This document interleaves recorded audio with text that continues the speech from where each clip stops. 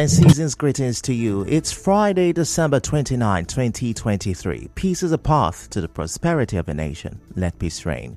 On the news this afternoon, group accuse FCT Minister 27 defected lawmakers of disobeying peace resolution reached a meeting with President Tinubu. Police search for killers of policemen in Anambra State. UN calls for probe into plateau attacks. On the foreign scene, Iran executes 4 accused of sabotage. I'm Ifechukwu Moyeli with the news.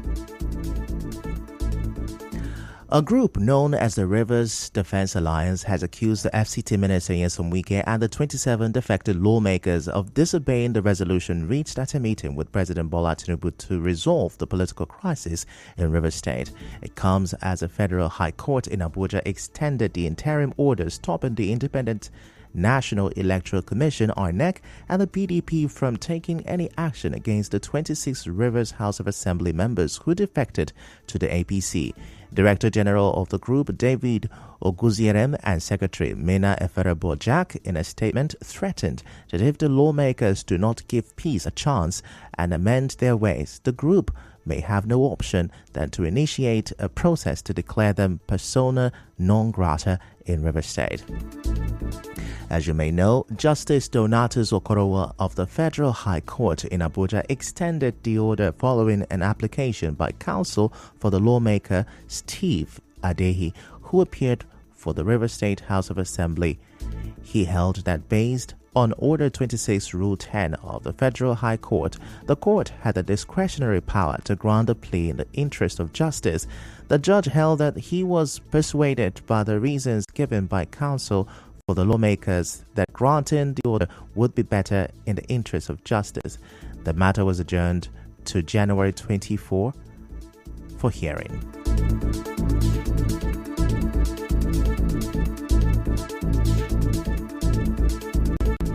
Moving on now, President Bola Tinubu says although democracy in Nigeria has faced challenges in the past, he believes in a promising future for the country. The president also said democracy must be progressive and inclusive with a primary focus on pragmatically addressing poverty through the provision of jobs. Now, through the provision of job opportunities for youth and quality education for all Nigerian children, he said while receiving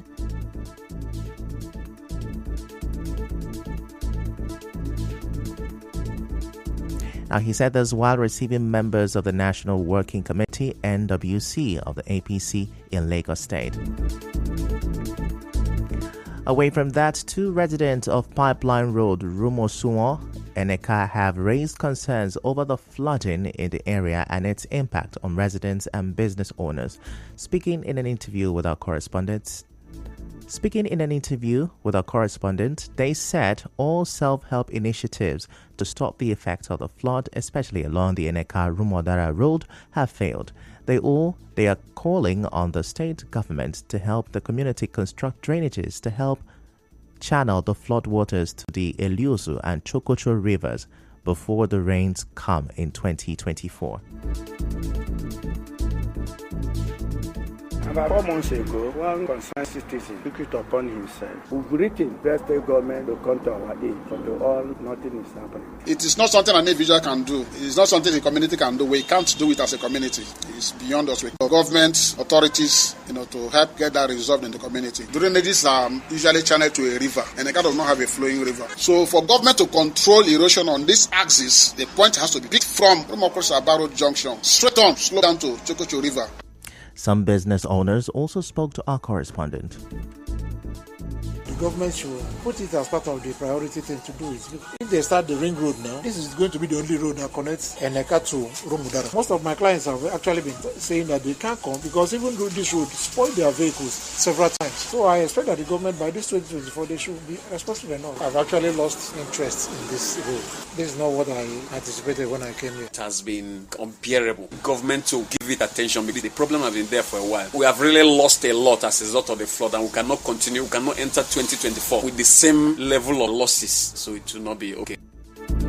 In other news, the South Assistant Director of Consumer and Business Education, Federal Competition and Consumer Protection Commission, FCCPC, Emeka Ayawu, is urging consumers to remain vigilant while shopping this festive period. Mr. Emeka made the call in an interview and advised consumers to always check for product expiry date.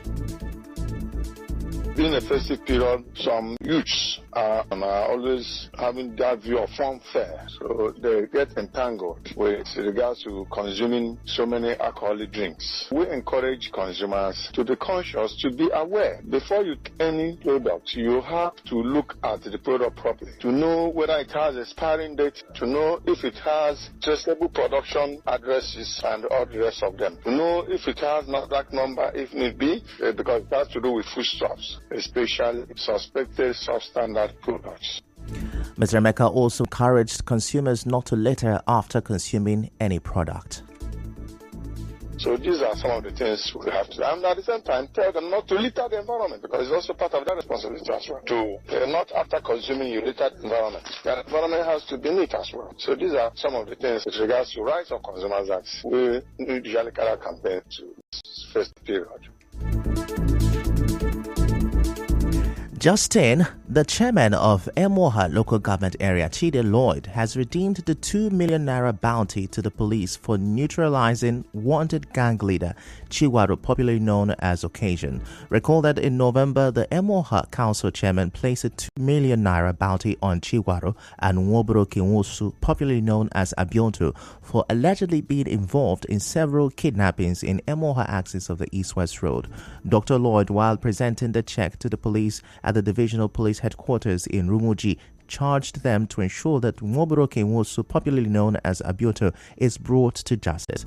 Dr. Lloyd also appealed to the police to ensure adequate security of residents and travelers, particularly during this festive season.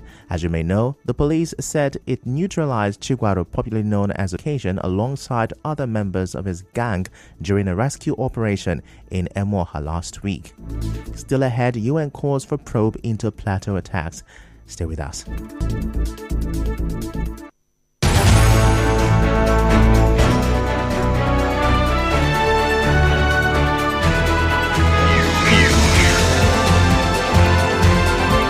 This is the news on 92.3 Nigeria Info.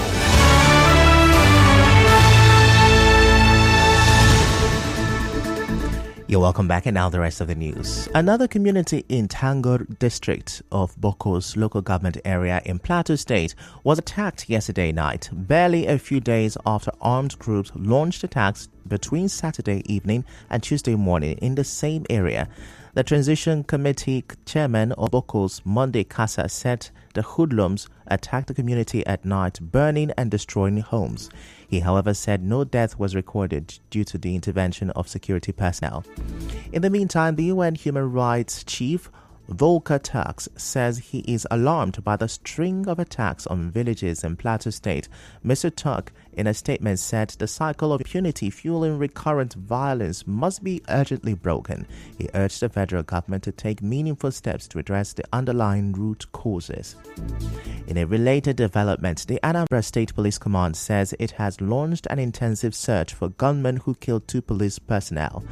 The Police Public Relations Officer in Anambra State, Tochukwu Ikenga, in a statement said the gang, who were dressed in military uniforms, opened fire on the 2 armed police officers who had moved ahead of the convoy they were escorting to decongest traffic gridlock.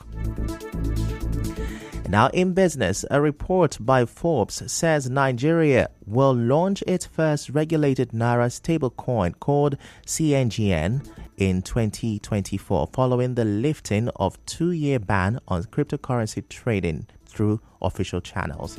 Now in entertainment, Nigerian singer Jonah Drill and his wife have welcomed their first child, a baby girl they named Amaris. Johnny Drill made this known in an Instagram post yesterday. In sports, Africa Cup of Nations host Ivory Coast have unveiled their 27-man squad for the January 11 to February 11 competition. The Ivory Coast are drawn in Group A alongside Guinea-Bissau, Nigeria, and Equatorial Guinea. And now, we'll bring you news from around the world. Iran today executed 4 people, including a woman whom it accused of being saboteurs with links to Israel's Mossad intelligence service. The execution took to 5 the number of people put to death this month in a decades-long shadow war that has seen Iran accuse Israel of attacks on its nuclear effort. These accusations have never been confirmed or denied. That's a wrap on the news this afternoon. Before we go, let's have a look at the major stories. A group has accused the FCT minister Nyesom Wike and 27 defected lawmakers of disobeying the peace resolution reached in a meeting with President Tinubu. Police are searching for the killers of 2 policemen in Anambra State. UN calls for probe into Plateau attacks. And on the foreign scene, Iran executes 4 accused of sabotage. The news was edited by Martha Okiri-Nkem. To reach the news team, send an SMS or WhatsApp to 0808-721-7215. I am Ifechukwu Moyeli. Many thanks for listening.